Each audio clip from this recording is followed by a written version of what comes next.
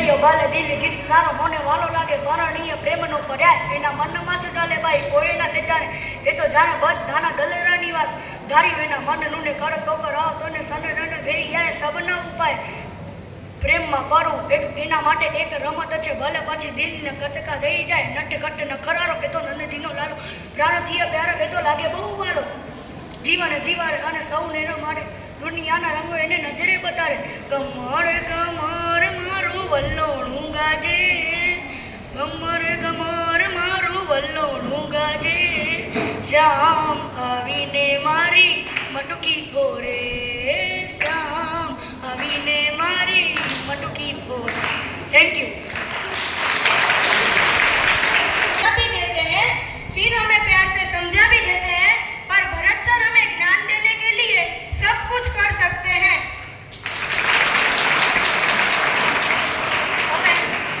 ધોરણ 8B માંથી ગજરા Angel speech લઈ આવશે.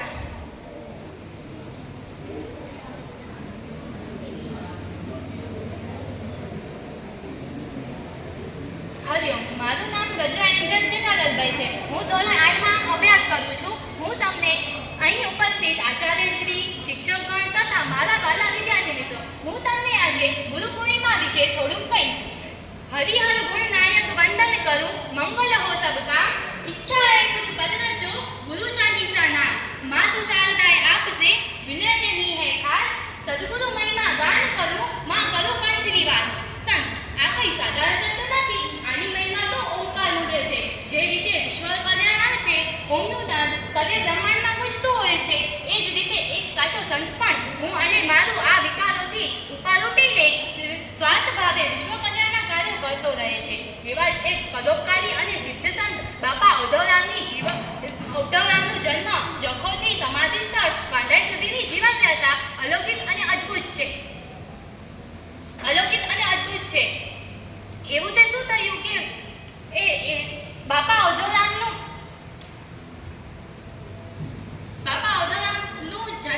જન્મ જખોથી ઈ વાંઢાઈ સમાધિ સ્થળ વાંઢાઈ 56 એકલ હાથે કરેલા ક્રાંતિકારી કાર્ય થકી આ ઓલિયાને કચ્છના ગાંધી પણ કહેવામાં આવે છે. આજે 6 દાયકા વીત્યા ગાંધી પણ કહેવામાં આવે છે. આ ઓલિયાને કચ્છના ગાંધી પણ કહેવામાં આવે છે. પછી તમે પણ શું આવા પરોપકારી ઈ સંત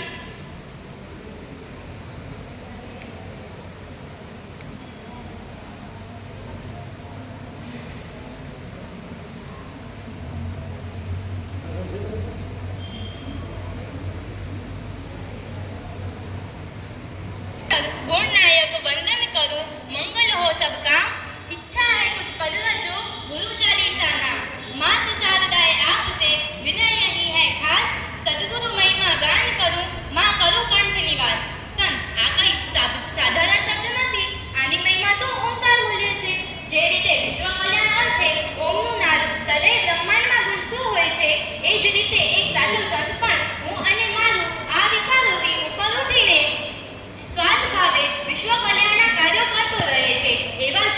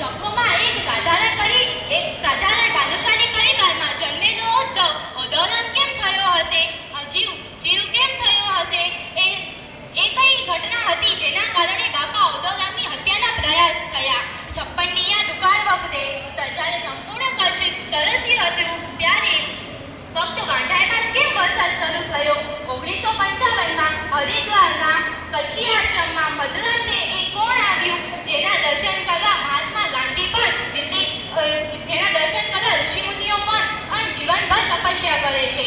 એવું તે શું થયું કે રાષ્ટ્રપિતા મહાત્મા ગાંધી દિલ્હીથી વાંઢાએ બાપા ઉદયરામને મળવા આવ્યા. ઘાટકોપરની ભાનુશાલી વાડીની સ્થાપના વખતે એ બાપાને 3 દિવસ અન્ન જળનું ત્યાગ કરવું પડ્યું. એ શા માટે?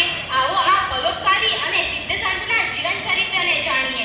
અધર્મ અને અનીતિ સામે લડતા બાપાના જીવન પ્રસંગોને માણીએ અને બાપાના જીવન ચરિત્રના તેજ અને પ્રકાશથી આપણા જીવનને પ્રકાશિત અને શક્તિશાળી બનાવીએ. ઘટ ઘટ જ્યોત તમારી ઝલકે, તેજ તમારું સગડે છલકે, ગુરુ છો સ્વયં જ્યોતિ સુખદા, આમ તમને વારંવાર પ્રણામ. હરિહર જેથી બાળકે કચ્છી પરિવારની મુલાકાત લીધો. જોકો જમીને હેરાન કરી દીધા. હવે પાઓ નીચે ધ્યાન તેના પપ્પા બિંદી કે સવાલ કરી દીધા. તને ખબર હે પાંચી જ્ઞાતિજા ગુરુ કે રહે? હા પપ્પા, પાંચી જ્ઞાતિજા ગુરુ હે ઓદોરામ બાપા. અને એનીજા ગુરુ હે લાલરામ. હેડા પ્રશ્ન તો કરાવતા પણ આને ખબર હે કે લાલરામ જા ગુરુ કે રહે? હા હા ખબર જ છે ને. લાલરામ જા ગુરુ હે ઈશ્વરરામ. અહીં મેં કનોડાનો ધ્યાન કર્યો બેટા. આમણે કે ખબર હે કે પાંચા ઓદરામ બાપા કે પાંચી જ્ઞાતિ કે આગળ વધારે ન કરે તેથી મને સંકટ પરિસ્થિતિ જો સામનો કરવું ગપ્યો હોય. હા હા ભાઈ, સોણાયો મુકે પણ સોણું હોય કે ઓદોરામ બાપા સંકટમાંથી કી બહાર નીકળ્યા. હા હા ભાઈ, સોણાયો. હા તહાડે વાત કહીએ 1886 જી. કચ્છ છે આપણા છે મે એકડો ગામ જખો में 1886 में हेमराज एकड़े संत जे आश्रम में गया અને उन्हीं जे निस्वार्थ सेवा थी उन्हीं की सेवा करे અને उन्नत सेवा जे कोट रूपे उन्हीं के उस संत आशीर्वाद देनो કે તોજે કરે પણ એકડે પરम संत जी प्राप्ति દીધી શકે. અને ઈ સંત ખાલી જખો જ ન પણ પૂરી ભાનુ જ્ઞાતિ કે રોશન કરી દો.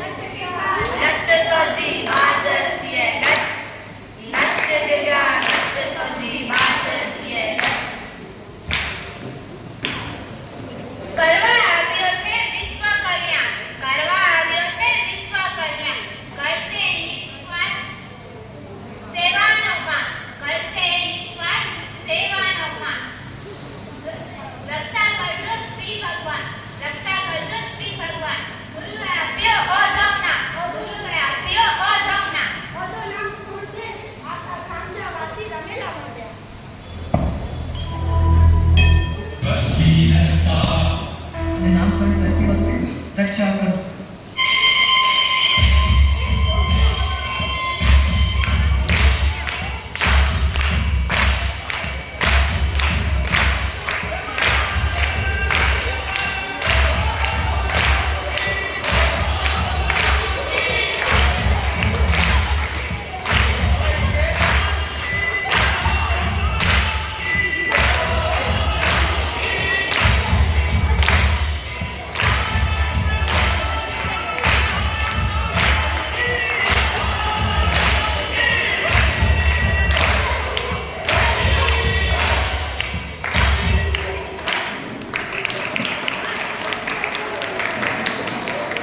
કોઈ પણ માણસ જે જીવનને કસોટી વગરની પણ ભણી જ ન શકે. એ રીતના પાંજાથી સંત અધોરામ કે પણ સંત ભાનેને કેટલી કસોટીઓ આવી. હવે બાળની કસોટીની વાત કરી. પહેલા વાત કર્યો તો જેમ ઓલો 9 વર્ષ હતા ત્યારે શંકરાનંદ મહારાજે આશ્રમે રોકાવા અને ત્યારે થોડા કુએ મેં ડૂબી રહ્યા અને ઊંઝે કારણ એની જે મથો ફાટી ગયો. ત્યારે શંકરાનંદજી પેંજે જીવન ભર જાતા હતો કે પ્રાણ એને મેં લગાવ્યો હતો અને ઉની જ ક્ષણે એની જે ફળ રૂપે